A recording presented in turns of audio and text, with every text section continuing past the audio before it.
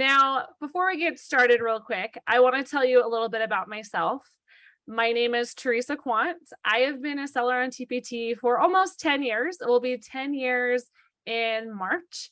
And through that time, I have grown my business from a little side gig where I was just earning money for groceries, and that was my main goal, to now where I make six figures, and I have made well over $1 million, and I continue to make six figures every year. It's something that has changed my life, and I am very passionate about, and that I hope I can help you so that you can change your life and be in control of your dreams as well. So let's go ahead and get started with the training. The number one tip I have for all new sellers or fairly new sellers is to get acquainted with Canva. It can be intimidating when you see a lot of sellers on Instagram or on Facebook or with their products and you think, oh my gosh, their stuff looks so good. It looks so nice. How are they doing it? Well, everyone, one of the main tricks for social media is they're using Canva. And Canva is a free graphic design tool. It is my number one recommended tool. If you don't know how to use it or don't have it, I want you to look it up. Now, there is a pro version, and I recommend paying for it. It's a yearly fee, but you don't have to. It is free, and it allows you to create all sorts of fun things. Let me show you what I've done with Canva. So one of the things I love to do is I love to create social media images, and they'll have templates here where I just plug in my own brand colors and my pictures and my own words, but all of this is already set up. So it literally takes minutes, sometimes even seconds, just to put in your picture and change your font or quickly type up a quote, but they have the cute quote box ready to go. So I love using Canva, and that is my number one tip for you as you're trying to get social media or get your brand seen, is to start using Canva. You can also easily resize all these images. So these are Pinterest pins, and over here is the size of a reel. It's very easy on Canva to take your image and just resize it and have that same image square, rectangle, ready to go for reels, ready to go on Facebook, wherever you want that image. It's super easy to resize it on Pinterest for the pins in Canva. And that, let me pause this. Another fun tool with Canva is you can make videos. Now, I did record, the video that you see in here, and I did take the pictures, but I put it all together in Canva. I didn't need some fancy program or some other type of, I didn't need some fancy program or other type of material to make my video. All I used was Canva. So I just wanted to show you here what I did. The music came from Canva, all of it.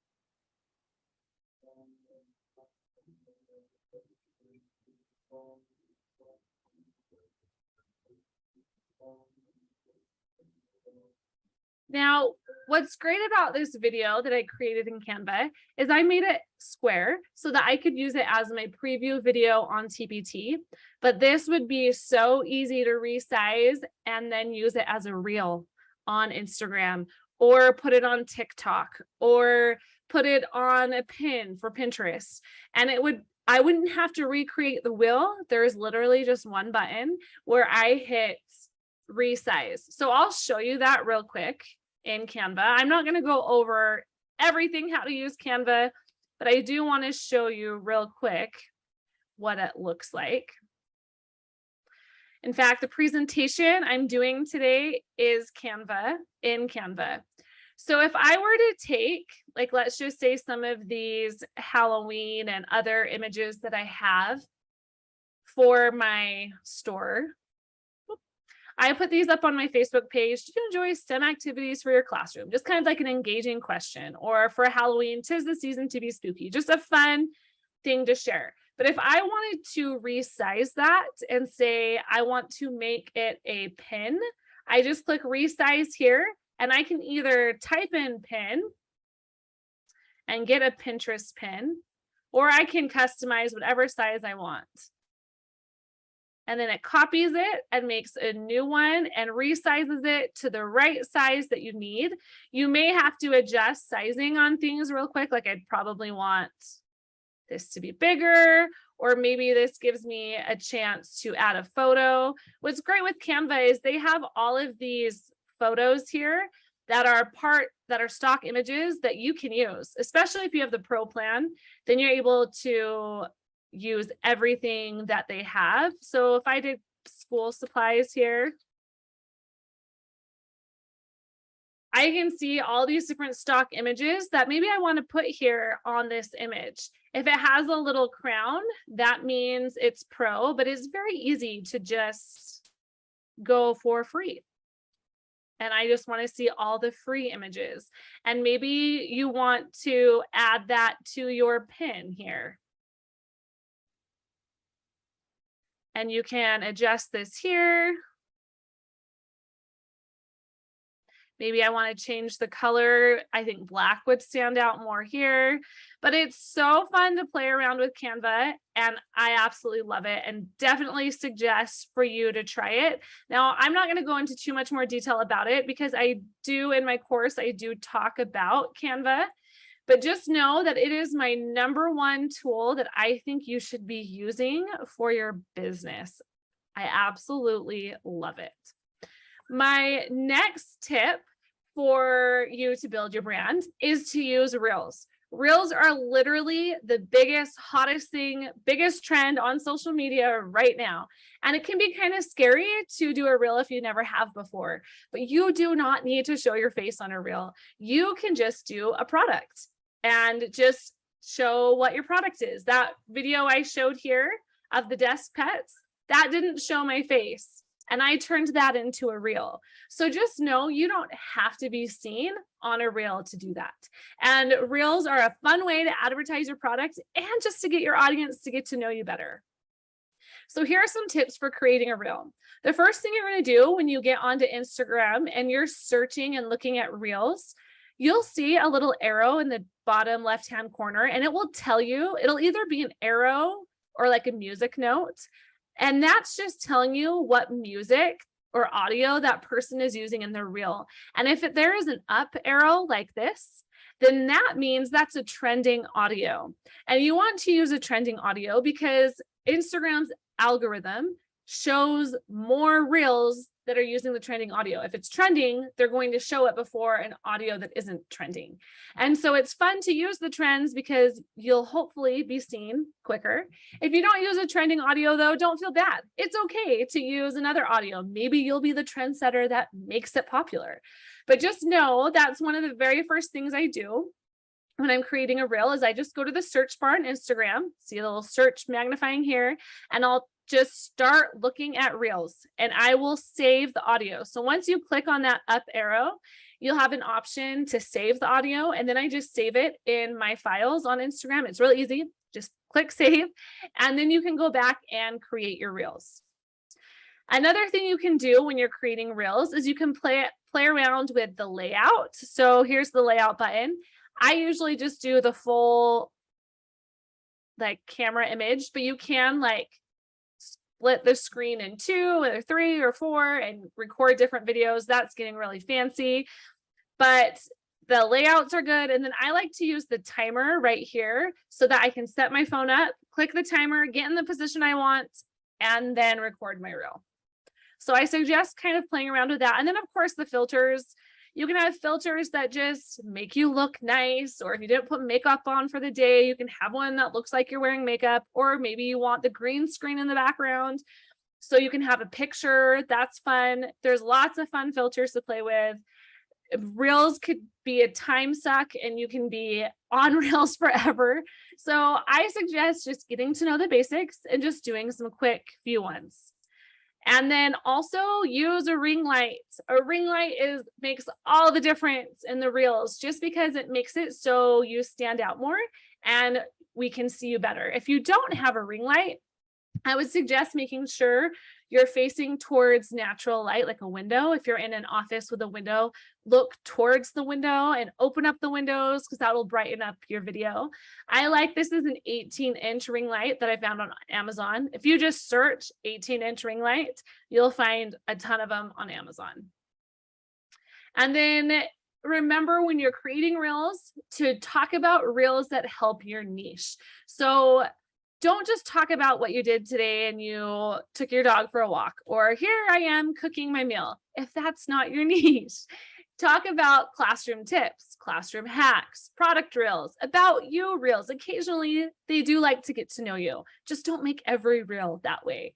Myths related to your niche, top 3, top 5, top 10 tips, whatever those tips or hints or hacks are. Behind the scenes, how-to reels, testimonials, misconceptions. These are all great topics to complete your reels about. Number 3 big tip for boosting your brand is to make sure you have a niche. Now, your niche is who you are as a seller, and it defines and helps you stand out. Oh, that's not what I wanted you to see yet. Okay. Sorry, I don't know how that happened. Okay, so the niche is how you stand out to your brand, and it's how you define who you are as a seller. So the question is, how do you find your niche? How do you make it different from everyone else, right? How are you going to be unique? Number 1, I want you to reflect on your own interests. I want you to decide what you like, because if you're creating a niche and you're creating products and it's not something you're passionate about, you're not going to like it in a few months or a few years. Never in my wildest dreams did I think I would still be doing this 10 years from now. And I am so glad that I am. And I'm so glad that I found a niche, upper elementary, that I like and that I enjoy doing. So I want you to make sure that you are choosing a niche that really fits to you and who you are. And identify your customers' needs. What are they wanting? When I started really figuring out what they needed, I found out that people really wanted lessons that were fun and educational, that they weren't just textbook lesson plans.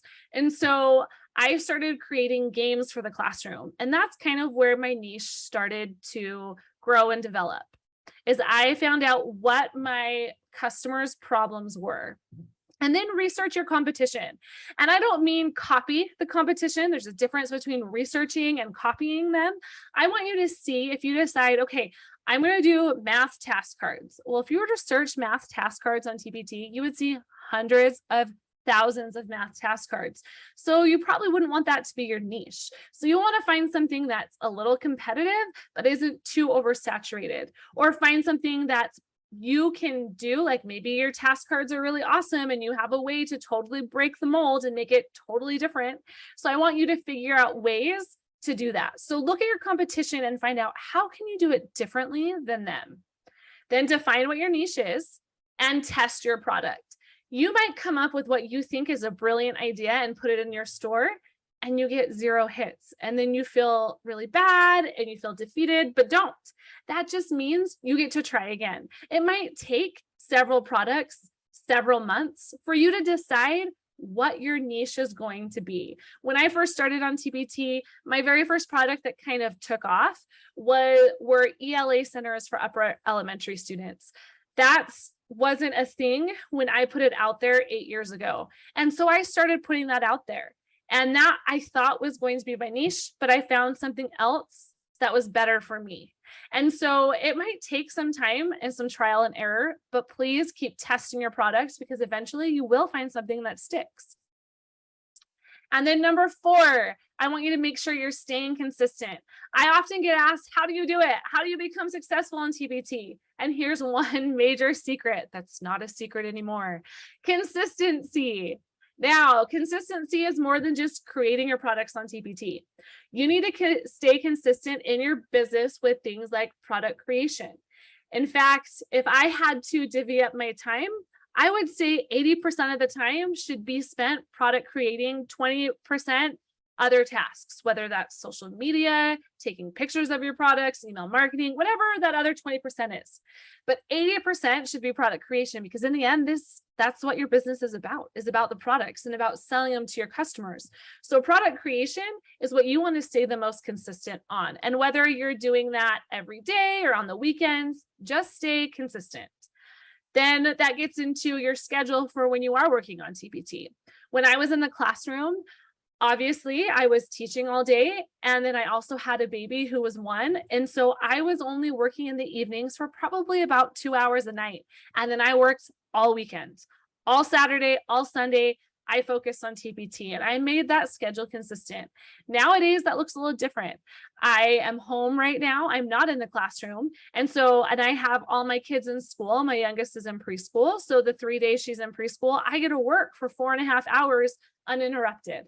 And then I can work in the evening the other days.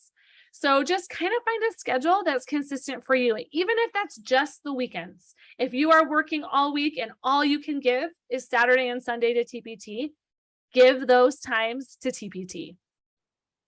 And then stay consistent with your social media, whether that is you are just going to post on TikTok or you are just going to post on Instagram. Pick one platform, stick with it, and be consistent, whether that's posting 3 times a week, every day, twice a week, whatever it is. Be consistent so that your audience comes to know who you are and when you're going to show up for them. And then when you post products on TPT, try and be consistent too.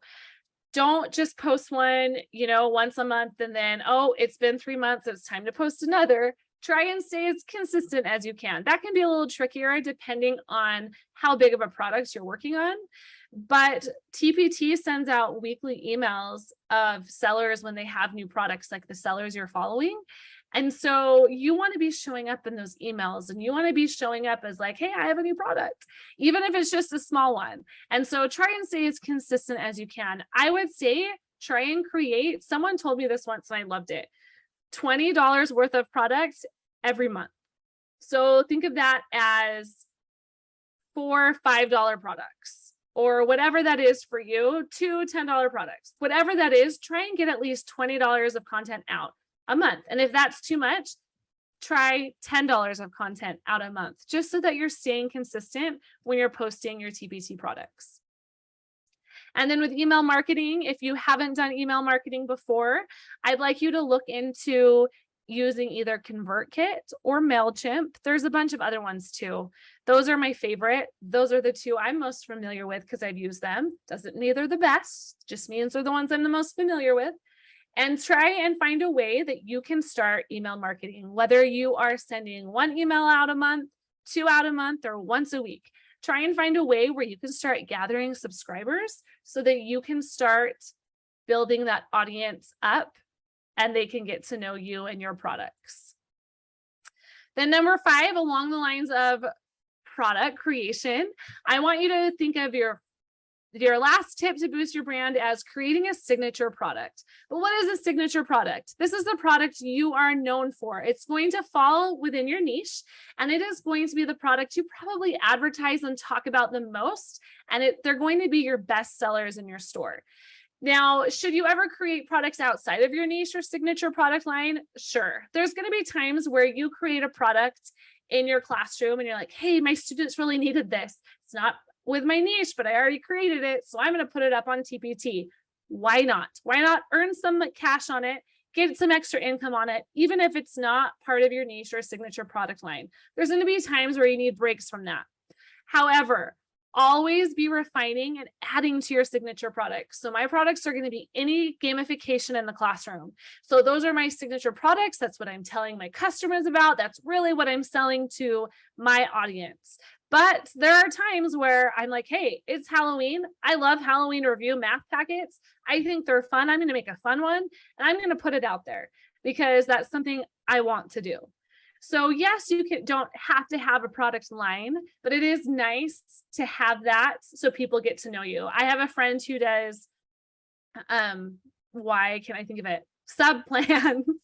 And so she has a signature product line. It's all sub plans. And you think, hey, what can you do with sub plans? She has an entire store, an entire business doing sub plans, and she's great at it. I have another friend who does, oh my gosh, I can't believe I'm like losing my mind. Growth mindsets. That's the word I was looking for. And our whole store is about growth mindset, and all of our signature product lines have something to do with that. And so I want you to think of a signature product line you can do that relates to your niche. That is what you're going to be selling to your customers. It's going to be your best seller, something you are really showing off your business and showing off your brand. Okay, now before we go any further, are there any questions? Either I'm going to check the chat here.